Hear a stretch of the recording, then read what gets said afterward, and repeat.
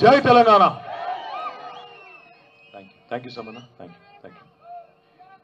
గౌరవనీయులైన పెద్దలు, మాజీ మంత్రివర్యులు, మీ అందరికీ ఆప్తులు, గతంలో వర్ధన్నపేట శాసనసభ్యుడిగా ఇవాళ వర్ధన్నపేటకు ఈ ఎన్నికల్లో ఇన్ఛార్జ్గా వ్యవహరిస్తున్న గౌరవనీయులు మరి ఎర్రబెల్లి దయాకర్ రావు అన్న గారు, మరొక ఇన్ఛార్జ్ గారు గౌరవనీయులు పెద్దలు మాజీ చీఫ్ విప్, ఈరోజు హనుమకొండ జిల్లా పార్టీ అధ్యక్షులు గౌరవనీయులు అన్న దాస్యం వినయ్ భాస్కర్ గారు, పెద్దలు గౌరవనీయులు శాసన మండలిలో డిప్యూటీ చైర్మన్ గారు అన్న బండా ప్రకాష్ గారు, మాజీ ఉప ముఖ్యమంత్రి పెద్దలు గౌరవనీయులు మరి స్టేషన్ గన్పూర్ నియోజకవర్గ బాధ్యులు అన్న డాక్టర్ తాటికొండ రాజయ్య గారు, గౌరవనీయులు భూపాలపల్లి మాజీ శాసనసభ్యులు గండ్రా వెంకటరమణారెడ్డి గారు, మాజీ మంత్రివర్యులు గౌరవనీయులు శాసన మండలి సభ్యులు అన్న బసవరాజ్ సారయ్య గారు, మన స్థానిక సంస్థల ఎమ్మెల్సీ ఈరోజు యువకుడు ఉత్సాహవంతుడు వరంగల్ ఈస్ట్ ఇన్ఛార్జ్గా ఉన్న తమ్ముడు పోచంపల్లి శ్రీనివాసరెడ్డి గారు, పరకాల మాజీ శాసనసభ్యులు గౌరవనీయులు అన్న చెల్ల ధర్మారెడ్డి గారు, కూడా చైర్మన్ గారు సోదరులు సుందర్రాజ్ గారు, గౌరవనీయులు సోదరిమణి లలితా యాదవ్ గారు, గౌరవనీయులు మాజీ జిల్లా పరిషత్ చైర్మన్ సమ్మారావు గారు, గౌరవనీయులు జనార్దన్ గౌడన్న గారు, కేతిరెడ్డి వాసుదేవ్ రెడ్డి గారు, వేదిక పైన ఉన్న గౌరవనీయులైన సీనియర్ నాయకులకు, గౌరవనీయులైన వర్ధన్నపేట నియోజకవర్గంలోని వివిధ మండలాల అధ్యక్షులకు, అదేవిధంగా వివిధ డివిజన్ల అధ్యక్షులకు, గౌరవ కార్పొరేటర్లకు, మాజీ కార్పొరేటర్లకు, ఎవరెవరి పేర్లైతే నేను చెప్పలేదో మనసులనే తిట్టుకోండి, బయటికి తిట్టుకోవద్దని కోరుతూ, మరి వేదిక ముందున్న పాత్రికేయ మిత్రులకు, వర్ధన్నపేట నియోజకవర్గం నుండి ఈరోజు ఇంత పెద్ద సంఖ్యలో రాత్రి 9 అవుతుంటే కూడా కదలకుండా రేపు వర్ధన్నపేటలో కసి తీరా ఓటేస్తాం, తప్పకుండా ద్రోహులను కసి తీరా కాటేస్తామనే విధంగా 50,000 ఓట్ల మెజారిటీ ఇచ్చి మన అభ్యర్థి సుధీర్ కుమార్ గారిని గెలిపిస్తామని ఇక్కడ సమావేశంలో పాల్పంచుకుంటున్న మా అన్నదమ్ములకు, ఆడబిడ్డలకు పేరు పేరున అందరికీ హృదయపూర్వకంగా నమస్కారాలు. మన పార్లమెంట్ అభ్యర్థి డాక్టర్ సుధీర్ గారికి కూడా హృదయపూర్వకంగా అడ్వాన్స్ గా కాబోయే ఎంపీ కాబట్టి అడ్వాన్స్ గా హృదయపూర్వకంగా శుభాకాంక్షలు కూడా నేను తెలియజేస్తా ఉన్నాను. వరంగల్లో ఉద్యమకారులకు స్థానం కల్పించాలి అనే నినాదం ఎప్పుడైతే కడియం శ్రీహరి గారు మోసం చేసి నయవంచనకు పాల్పడి గొంతు కోసి టికెట్ తీసుకొని పోయిండో, పార్టీ మారిండో ఆనాడే వచ్చింది. కేసీఆర్ గారు అన్ని ఆలోచించి ఒక ఉన్నత విద్యావంతుడు, ఒక డాక్టరు, 24 ఏళ్లుగా పార్టీకి నిబద్ధత కలిగిన కార్యకర్తగా పనిచేస్తూ ఈరోజు హనుమకొండ జిల్లా పరిషత్ చైర్మన్ గా ఉన్న ఒక సీనియర్ నాయకుడైన సుధీర్ కుమార్, ఒక ఉద్యమ నాయకుడైన సుధీర్ కుమార్ గారిని ఈరోజు మన అభ్యర్థిగా మీ ముందుకు పంపించడం జరిగింది. గతంలో పసునూరి దయాకర్ గారు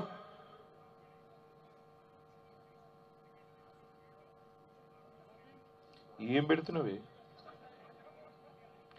గతంలో పసునూరి దయాకర్ గారు ఆనాడు వర్ధన్నపేట నియోజకవర్గ ఇన్ఛార్జ్గా ఉండి ఆ తర్వాత పార్లమెంటుకు అవకాశం వస్తే మీరు బ్రహ్మాండమైన మెజారిటీతో గెలిపించినారు. తదనంతరం రెండోసారి కూడా ఆయనకి టికెట్ ఇస్తే అప్పుడు కూడా గెలిపించినారు.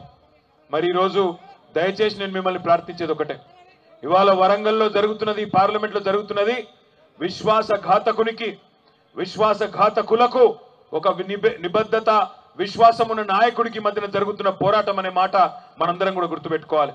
ఇక్కడ ఇద్దరు ద్రోహులు, ముగ్గురు నిజంగా చెప్పానంటే, మారినేని రవీందర్రావు అంటే ఆయన మన పార్టీలోనే ఉండి ఇవాళ సెంట్రల్ బ్యాంకు చైర్మన్ అయినాక ఆయన కాంగ్రెస్ లకు పోయిండు. ఆరూరి రమేష్ 2 సార్లు ఎమ్మెల్యేగా కేసీఆర్ గారి ఆశీర్వాదంతో, మీ అందరి దయతో 2 సార్లు ఎమ్మెల్యే అయిన తర్వాత ఈసారి ఓడిపోగానే వెంటనే బీజేపీలకు పోయిండు. ఇంకొక వైపు ఏమో కడియం శ్రీహరి గారు, ఆయన ఒక్కసారి ఆలోచించండి, ఆయన టీఆర్ఎస్ పార్టీలకు వచ్చిందే 2013లో, సరిగ్గా ఆనాడు తెలంగాణ రాష్ట్రం వచ్చి 6 నెలల ముందు వచ్చిండు, వచ్చినాక 4 నెలల ముందే వచ్చిండు. వచ్చినాక ఆ రోజు కేసీఆర్ గారు ఆయన సీనియారిటీకి, వయస్సుకు, అనుభవానికి ప్రాధాన్యతనిచ్చి పార్లమెంటుకు పంపించిండు. వరంగల్ పార్లమెంటుకు మీరు గెలిపించిండ్రు. గెలిపించిన తర్వాత సంవత్సరం లోపలనే ఆయనని ఎమ్మెల్సీ చేసి ఉప ముఖ్యమంత్రిగా రాష్ట్రానికి తీసుకొచ్చిండు. తర్వాత మళ్ళీ నెక్స్ట్ టర్మ్ లో మళ్ళొక్కసారి అవకాశం ఇచ్చి శాసన మండలికి తీసుకుపోయిండు. ఈసారి 2023లో గన్పూర్లో ఎమ్మెల్యే టికెట్ ఇచ్చి ఎమ్మెల్యే చేసిండు. అంటే 10 ఏళ్లలో 3 చట్టసభలు, లోక్సభ, శాసన మండలి, శాసనసభ. బహుశా నాకు తెలిసి ఈ వేదిక మీద కూర్చున్న ఏ నాయకుడికి కూడా 10 ఏళ్లలో గన్ని పదవులు రాలే, కడియం సీఆర్కి వచ్చినట్టు పదవులు రాలే. మీదికెళ్ళి ఈసారి కుట్ర చేసి ఒక దుర్మార్గమైన ఆలోచనతో ఉన్న వాళ్ళందరినీ ముందు పార్టీలకు వెళ్ళి పంపించిండు.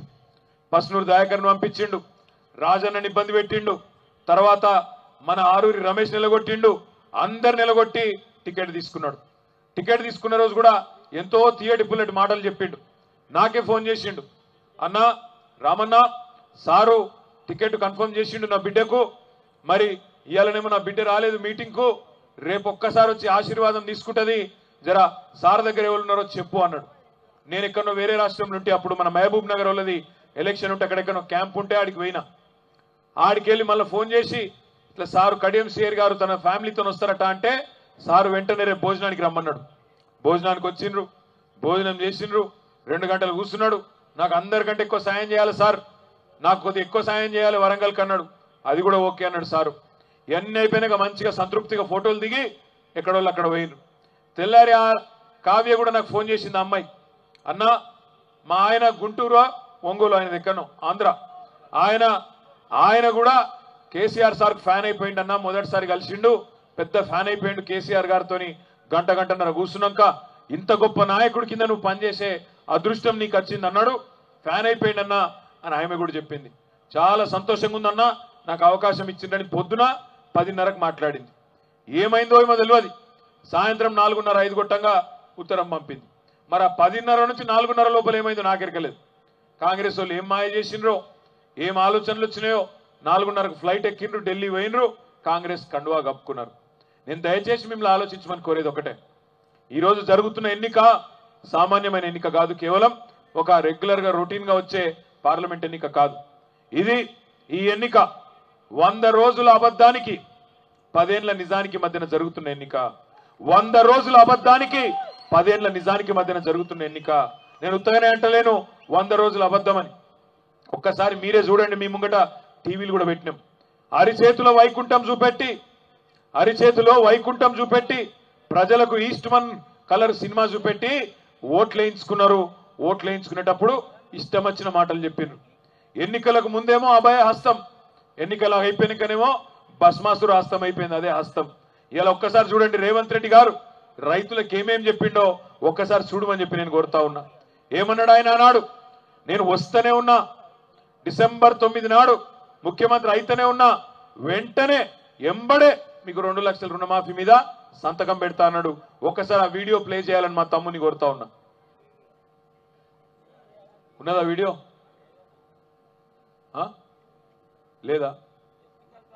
పెట్టు. నెంబడే 2 లక్షల రుణమాఫీ అనే మాట మనం అడగలే, ఎవరు అడగలే, డిమాండ్ చేయలే, చేస్తా అన్నాడు. అదేవిధంగా రైతులకు ఏం చెప్పిండు, 500 బోనస్ ఇస్తా, వరికి మద్దతు ధరకు అదనంగా 1850 ఉంటే దాని మీదికెళ్ళి 500 ఇస్తా కింటాల్కు, నేను అధికారంలోకి రాగానే అని నమ్మబలికిండు. కేసీఆర్ వచ్చిందా? పెట్టాల్సిన డబ్బులు లిక్కర్ అంతా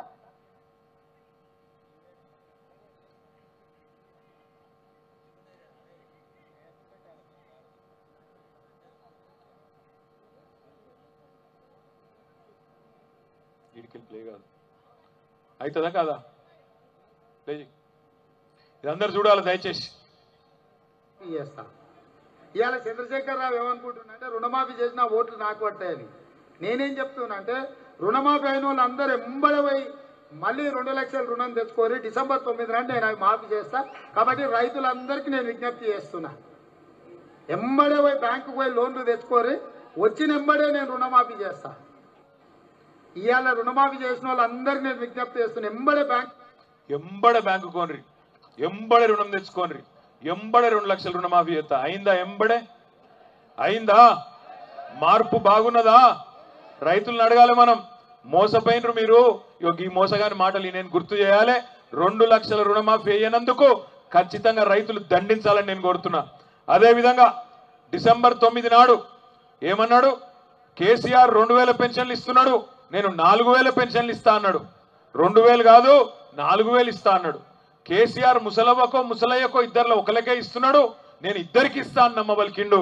ఆ వీడియో కూడా చూపెట్టాలని కోరుతా ఉన్నా. పెన్షన్ ఎంత వస్తుంది? 2000 వస్తుంది కదా. వచ్చే నెల నీకు 4000 నీ ఖాతాలో పడతాయి. వచ్చే నెల డిసెంబర్ 9 నాడు పెద్దమ్మ 2000 కాదు, ఇందిరమ్మ రాజ్యం వచ్చి నీకు 4000 రూపాయల పెన్షన్ వస్తుంది. ఎవరు నడుకునే పని లేదు. ఇంతకుముందే సీన్ చెప్పి నీ మనోడు వచ్చి నీ కాళ్ళు ఒత్తుతాడు. ఇంట్లో ఉండే మనవాడు వచ్చి కాళ్ళు ఒత్తుతాడో కాళ్ళు గుంజుతాడో నాకు తెలియదు, కానీ 2000 అయితే ఇంకా ఆ 2000 కూడా ఎగ్గొట్టిండు సిగ్గులేనోడు. 2000 4000 చెప్తా అన్నాడు. జనవరి నెలలో 2000 కూడా ఎగ్గొట్టినాడు రేవంత్ రెడ్డి. గింత పచ్చి మోసగాడు. వడ్లకు క్వింటాల్కి 500 బోనస్ ఇస్తా అన్నాడు. క్వింటాల్కు నేను రాగానే ఎంబడే 500 బోనస్ పెట్టు, అది కూడా వీడియో పెట్టు. అత్యధికంగా రైతులు పండిస్తున్న పంట వరి ధాన్యం. ఇవాళ వరికి కనీస మద్దతు ధర 1960 రూపాయలు ఉంది. కానీ కేసీఆర్ చేతిలో రైతులు మోసానికి గురై ఇవాళ దళారులు మిల్లర్లు 1200కు 1400కు కొంటుండ్రు. కాబట్టి 1960 రూపాయలు ఉన్న వరి కనీస మద్దతు ధరకు మించి 2500తో ఒట్లు కొనే బాధ్యత, 2500కు క్వింటాల్ ఒట్లు కొనే బాధ్యత కాంగ్రెస్ పార్టీ తీసుకుంటుంది. అదేవిధంగా తీసుకొని తినలేము, కష్టమవుతుంది. కానీ 2500 రూపాయలు, 2500 బోనస్, 500 బోనస్ కలిపి ఎంఎస్పి కలిపి 2500. దయచేసి వర్ధన్నపేట నియోజకవర్గంలోని ప్రతి గ్రామంలో ప్రతి రైతును అడగాలి, వచ్చిందా 2500, వచ్చిందా 500 బోనస్, వచ్చిందా రాలేదా? 500 బోనస్ వచ్చిందా?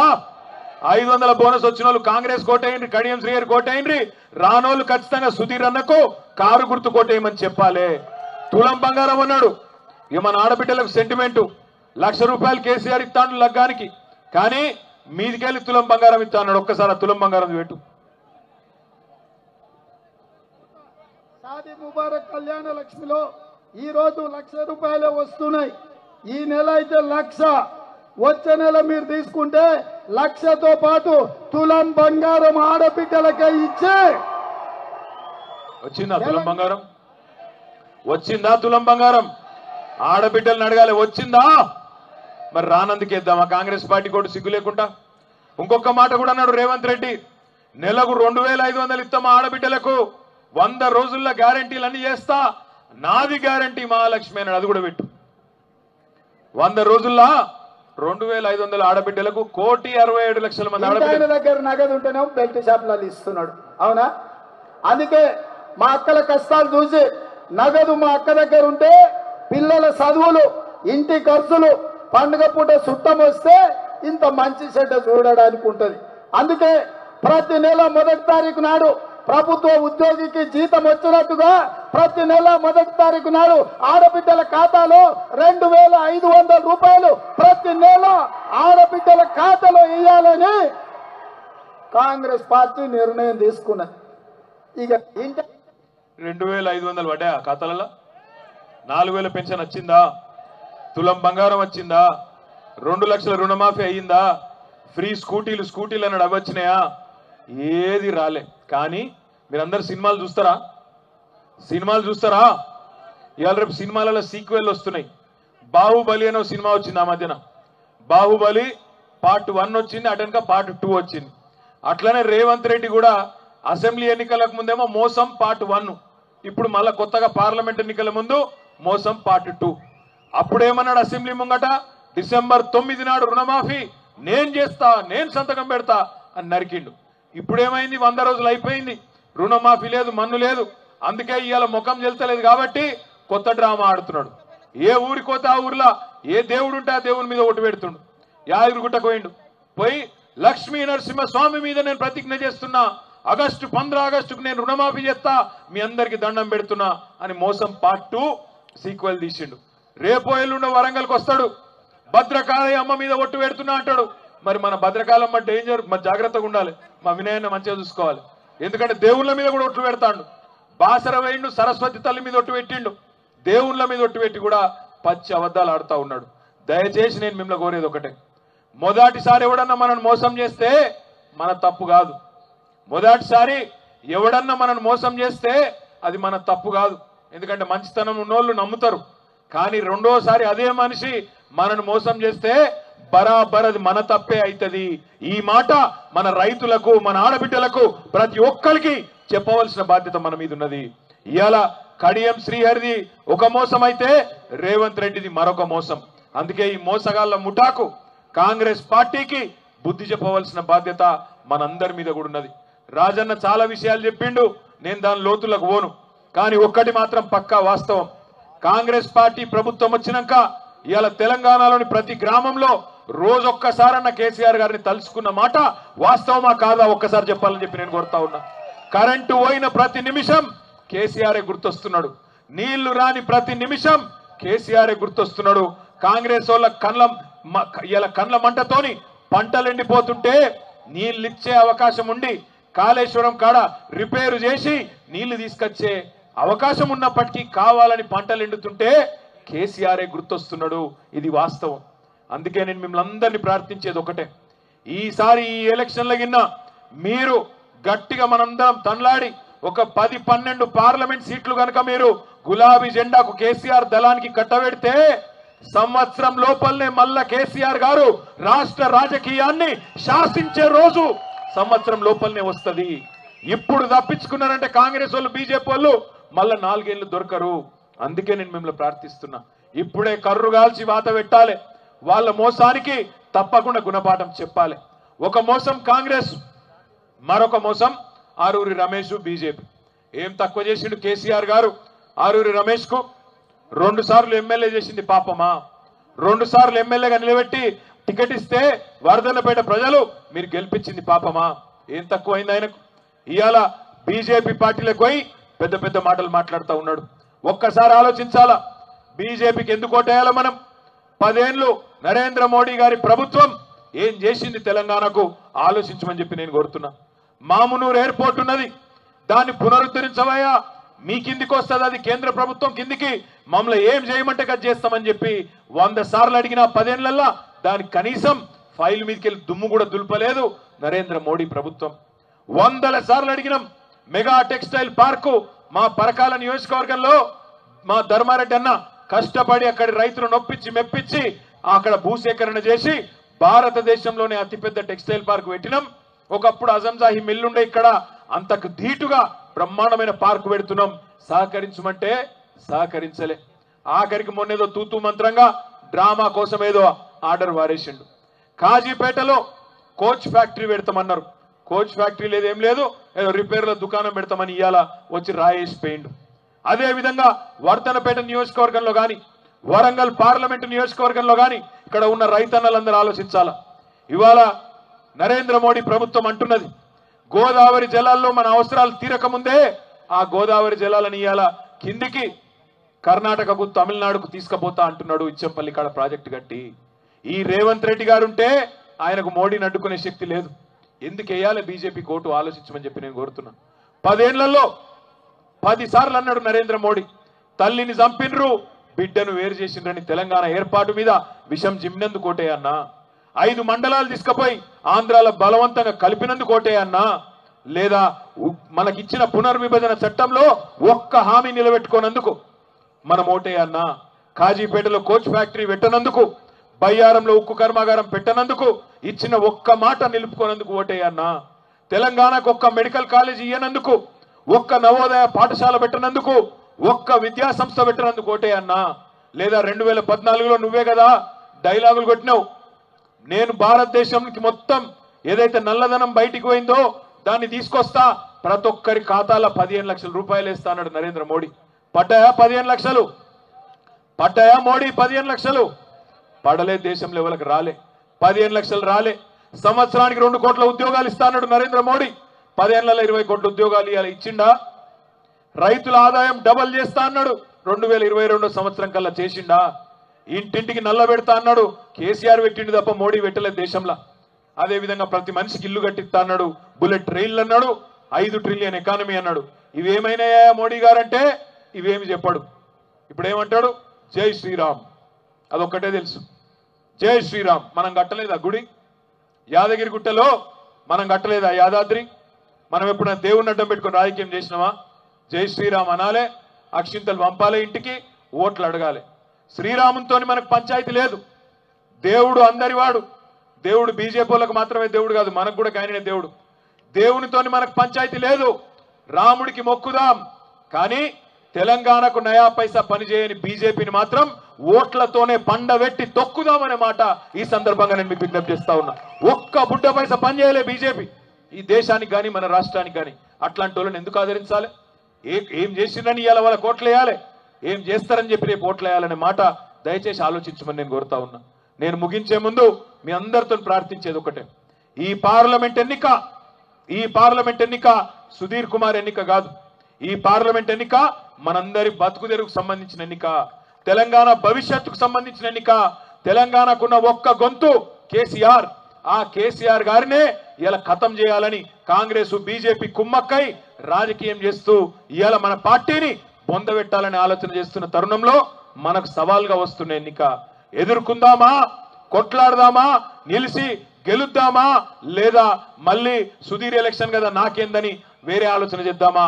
ఆలోచించండి. మన ఎలక్షన్ అన్నట్టు కొట్లాడదాం, ప్రతి బూత్ లో మెజారిటీ తెచ్చే ప్రయత్నం చేద్దాం. మీ దయాకర్ రావు గారు చెప్పినట్టు, వినయ్ భాస్కర్ గారు చెప్పినట్టు వర్ధనపేట నుంచే జైత్ర యాత్ర ప్రారంభం కావాలి. వరంగల్ లోక్సభ గెలవాలని కోరుతూ జై తెలంగాణ. కారు గుర్తుకే